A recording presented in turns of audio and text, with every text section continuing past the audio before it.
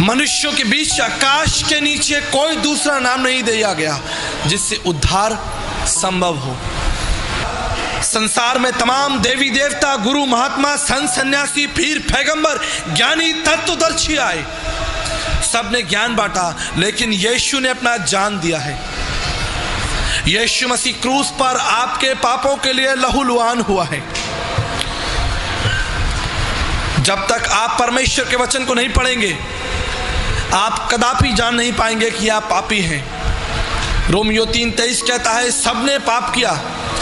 बड़े बड़े संत महात्मा मेरे पास आते कहते हमने पाप नहीं किया। हम तो महात्मा लोग हैं, हम तो ज्ञानी लोग हैं, हम तो शास्त्री और फरीसी लोग हैं, हमने कौन सा पाप किया है? तुम्हारी बाइबल में लिखा है सबने पाप किया है, तुम मानो, ये तुम्हारी बाइबल है। लेकिन मैं परमेश्वर का धन्यवाद देता हूं कि परमेश्वर ने हमारे भारतीय बाप दादाओं से बातचीत की है और भारतीय संतों को आगाह किया है कि हम पापी हैं। पापम पापात्मा पाप कर्मा पाप समात्राहिमा में पुंडरक्षाम सर्व पाप हरे हरे। वैष्णव ब्राह्मण प्रार्थना मंत्र, परमेश्वर मैं पापी हूं और मैंने आपकी दृष्टि में पाप किया है। संत डोंगरे जी महाराज भागवत रहस्य में कहते हैं, हर व्यक्ति ने जो इस स्थान पे है, जो इस पृथ्वी पर पैदा हुआ है, उसने मन और वचन और कर्म से पाप किया है। कोई नहीं कह सकता कि मैंने पाप नहीं किया। अस्तोमा सद्गमय तमसोमा ज्योतिर्गमय मृत्युमा अमृतगमय, हम सभी असत्य में थे। भारतीय दर्शन के 33 करोड़ देवी देवताओं के होने के बाद भी भारतीय दर्शन इस बात की प्रार्थना को पुकार रहा है, हम असत्य में हैं, हमें सत्य में लेकर चलो। हम अंधकार में हैं, हमें ज्योति में लेकर चलो। हम मृत्यु में हैं, हमें अमर जीवन के लिए लेकर चलो। मैं आपको कल बता रहा था अर्जुन के अनुभव को, जब उसने श्री कृष्ण से कहा मैं पापी हूं और मेरे पाप को कौन छुड़ाएगा, मेरे पाप से कौन मेरी रक्षा करेगा। मैंने आपको बताया कि अर्जुन को श्री कृष्ण ने कहा तुम्हें शरणम गच्छ सर्व भावेन भारतम तत्व प्रसादनम प्रशासिति शाश्वतम। अर्जुन, तुम उस परमेश्वर के पास जाओ जो तुम्हारे पापों को क्षमा करेगा। तुम्हारे पाप कौन क्षमा करेगा? वो परमेश्वर जिसके अनुग्रह से तुम्हारे पाप क्षमा होंगे। ऋग्वेद के 10वें मंडल 133-66 खंड को मैं आपके सामने रखता हूं। परमेश्वर, आप महान परमेश्वर हैं, आप हम पर दया करिए और हमारे समस्त पापों को हमारे जीवन से दूर करिए। ऋग्वेद उसका 7वां मंडल 86 2 से 7 पद को मैं आपके सामने रखता हूं। पाप ने हमको घेर लिया है, पाप ने हमको घेर लिया है, हमारी सहायता करिए, इस बंधन से हमें स्वतंत्र करिए। ऋग्वेद 7वां मंडल उसका 89-3 पद, परमेश्वर मुझ पर दया करिए, मुझे दंड मत दीजिए, मेरे पापों के लिए मुझे दंड मत दीजिए। मैंने पाप किया है, आपकी दृष्टि में मुझे दंड मत दीजिए। ऋग्वेद 7:89 में लिखा है, आपकी दया से मैं शुद्ध हो जाऊंगा, आपकी दया से मैं बच जाऊंगा। ऋग्वेद 5 अध्याय उसके 8 और 78 पद में लिखा है, इन समस्त पापों को मेरे जीवन से दूर कर दीजिए। भारतीय दर्शन के दार्शनिक और तत्वदर्शी लोग इस बात से मुकर नहीं रहे कि वो पापी हैं। हम सब ने पाप किया है।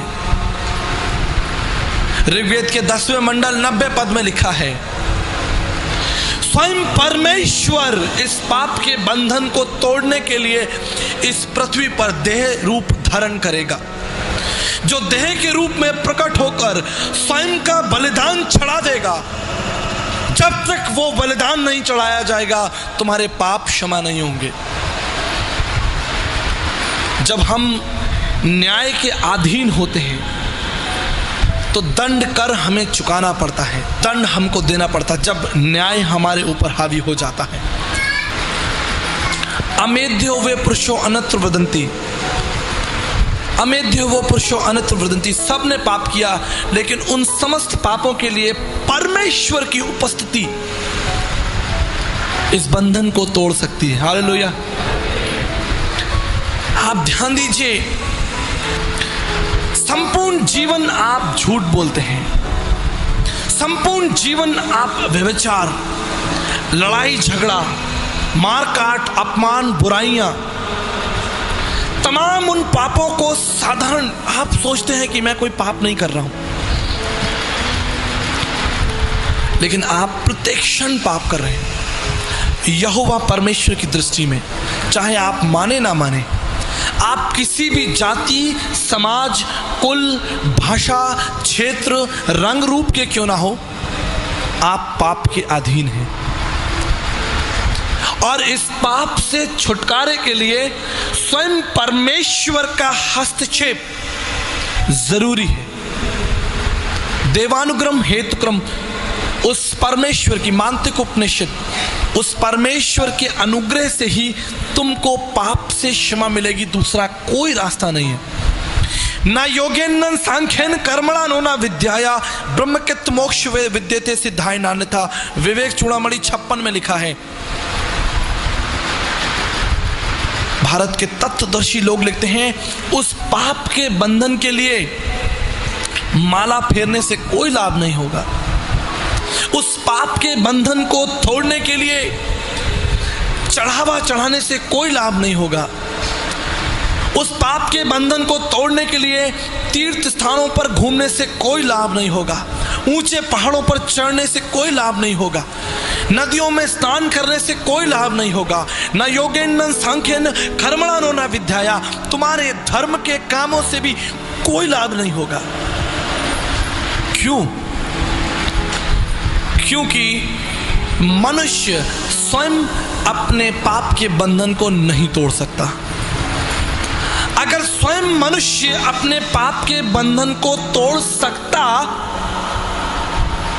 तो परमेश्वर को मनुष्य रूप धारण कर इस पृथ्वी पर भयंकर मौत को सहने की कोई आवश्यकता नहीं होती। अगर मनुष्य अपने पाप के बंधन से स्वयं फारिग हो जाता तो यीशु को अपने ऊपर थुकवाने की आवश्यकता नहीं होती, प्रभु यीशु मसीह को कोड़े खाने की आवश्यकता नहीं होती, प्रभु यीशु मसीह को लात और घूंसे खाने की आवश्यकता नहीं होती, प्रभु यीशु मसीह को क्रूस पर भयंकर मौत सहने की आवश्यकता नहीं होती। अगर मनुष्य अपनी बुद्धि से उस पाप के बंधन से बाहर निकलता। आदि में वचन था, वचन परमेश्वर था और वचन देदारी हुआ। वचन इसलिए देदारी हुआ कि वो तुम्हारे पापों को तुम्हारे जीवन से दूर कर दे। देखो, ये परमेश्वर का मेमना है जो जगत के पापों को उठाकर ले जाता है। यही तो प्रार्थना कर रहे हैं ऋग्वेद के लिखने वाले कि परमेश्वर आप दया करिए, आप हस्तक्षेप करिए, आप मेरे पापों से मुझे स्वतंत्र करिए, आप मुझे इस पाप के भयंकर चक्र से बाहर निकालिए। मौसम कौन कुटिल खलखामी, पापी कौन बड़ो है मुझसे, सब पततन में नानी, सब पापों में अधिक पापी मैं हूं। गीता के 3 अध्याय 13 पद में लिखा है, यज्ञ शिष्टान्य संतो मुच्यते सर्व किलश। जब तक परमेश्वर यज्ञ नहीं करेगा, जब तक स्वयं परमेश्वर यज्ञ नहीं करेगा, तब तक मनुष्य जाति के लिए उद्धार का द्वार नहीं खुलेगा। ये यज्ञ क्या है और इसे परमेश्वर कैसे करेगा?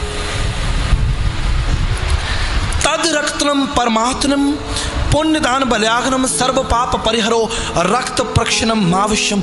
जब तक परमेश्वर स्वयं अपना लहू ना बहाए, ध्यान दीजिए, जब तक स्वयं परमेश्वर का लहू नहीं बहेगा, मनुष्य जाति के पाप का बंधन नहीं टूटेगा। ये बाइबल में नहीं लिखा है, बृहदारण्यक का उपनिषद में लिखा है। समस्त मानव जाति के पापों के लिए स्वयं परमेश्वर को महायज्ञ करना पड़ेगा। यज्ञ शिष्टान्य संतो सुमच्यते। अब अपने बच्चों के छुटकारे के लिए, संतों के छुटकारे के लिए परमेश्वर का यज्ञ। आप समझ रहे हैं कौन है वो परमेश्वर और कैसे वो मेरे पापों को क्षमा करेगा? कैसे मैं जानूंगा, कैसे मैं समझूंगा कि वो परमेश्वर कौन है? जाकी रही भावना जैसी, तितवाने देखी सूरत जैसी। जिसकी जो समझ में आया उसने ईश्वर को बना दिया। किसी ने लाल कर दिया, किसी ने पीला कर दिया, किसी ने 10 हाथ लगा दिए, किसी ने 12 हाथ लगा दिए, किसी ने धनुष पकड़ा दिया, किसी ने चक्र पकड़ा दिया, किसी ने गदा पकड़ा दिया। मित्रों, मैं आज की शाम आपके सामने एक प्रश्न रखना चाहता हूं। अगर आप सोचते हैं कि आप पापी हैं और आप न्यायकर्ता के पास जाएं और न्यायकर्ता के हाथों में तलवार हो, न्यायकर्ता के हाथ में गदा हो, न्यायकर्ता के हाथ में चक्र और त्रिशूल हो, क्या आप उसके समीप जाएंगे? क्या आप उसके समीप जाने का प्रयास करेंगे? मानवीय भावनाओं में एक बार सोच कर देखिए। जब आप छोटा सा पाप करते हैं तो आप डरने लगते हैं। ज्यों ही आप पाप करते हैं आपका हृदय कंपित होने लगता है। कभी देखिएगा ध्यान से, अगर आपने कोई पाप किया हो और आपकी छोरी, आपकी बुराई पकड़ ली जाए, आपका हृदय कंपित हो जाएगा, आप डरने लगेंगे। कौन है जो उस पवित्र परमेश्वर के निकट खड़ा हो सकता है? कोई है? कोई अपनी धार्मिकता, अपनी बुद्धि, अपने विवेक के साथ परमेश्वर के सामने खड़ा हो सकता है कि परमेश्वर मैंने पाप नहीं किया? वो आग है, क्षण भर में आपको भस्म कर देगी। हम सिर्फ परमेश्वर का एक रूप देखते हैं कि परमेश्वर प्रेम करने वाला परमेश्वर है। परमेश्वर का केवल हम एक रूप देखते हैं कि वो दया करने वाला परमेश्वर है। लेकिन मैं आपको आज की शाम बताना चाहता हूं, वो अगम्य आग है जो आपको पल भर में भस्म कर देगी। आप एक क्षण उसके सामने नहीं खड़े रह सकते। जिस अवस्था और जिस पाप का जीवन लोग जी रहे हैं, क्षण भर भी आप परमेश्वर की पवित्रता के सामने खड़े नहीं हो सकते। और अगर उसके हाथ में गदा, त्रिशूल, भाला है तो आप दूर से ही कांपने लगेंगे। क्षमा की पहचान क्या होती है? क्षमा की पहचान क्या होती है? क्षमा की पहचान आंखों से झलकती है, प्रेम से झलकती है, चेहरे से झलकने लगती है कि ये व्यक्ति मुझे क्षमा करने आ रहा है या मुझे मारने आ रहा है। आप उसके चेहरे और हाव भाव को देखकर पहचान लेंगे कि वो आपसे प्रेम करने के लिए आपके पास आ रहा है या आपको मारने के लिए आ रहा है। यीशु क्या लेकर आया? भला यीशु त्रिशूल लेकर आया आपके पास? सीधे हाथ पसारे हुए यीशु राजा बुलाता है। सीधे हाथ पसारे हुए वो यीशु राजा आपको बुलाता है। वो कहता है कि मैं तुम्हारे पापों को क्षमा करता हूं। उसने कहा, पुत्र तेरे पाप क्षमा हुए।